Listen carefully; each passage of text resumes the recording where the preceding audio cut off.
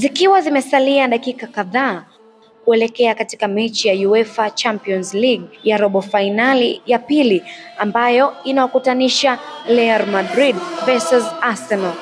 Macho na masikio yameelekezwa pale katika uwanja wa Santiago Bernabeu.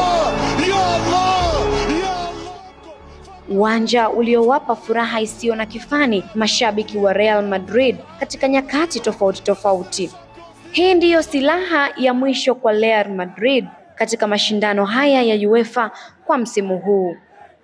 Arsenal wanaingia wakiwa kifua mbele kwa mabao matatu waliochukua katika uwanja wa nyumbani baada ya kuwachapa Madrid kwenye mchezo huo. Je, nani ataacha kulitaja jina la Declan Rice?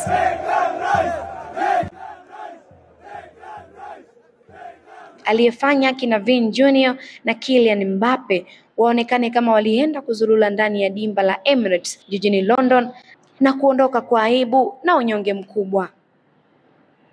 Lakini baadhi ya wachambuzi hutumia historia kwani huamini kuweza kujirudia,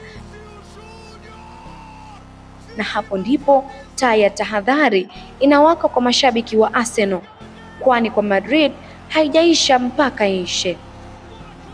Tunaikumbuka Madrid ya miaka ya hivi karibuni imekuwa dhaifu katika ligi, lakini linapokuja swala la mashindano ya UEFA ni kama Madrid hugeuka na kuwa timu inayotisha zaidi unapokutana nao uwanjani, hasa katika hatua za muhimu kama hizi. Rekodi bado inawapa nafasi Real Madrid kufanya maajabu kama walivyofanya kwa Manchester City, Bayern Munich na wengine wengi walioingia kwenye 18 za Real Madrid. Sio kwenye radio station tu, mpaka vijiweni bado mabishano ni makali. Je, bado Madrid ataendelea kufanya maajabu kama tulivyomzoea mbele ya Arsenal, tena kwa mzigo wa mabao matatu pasipo bao hata la ugenini?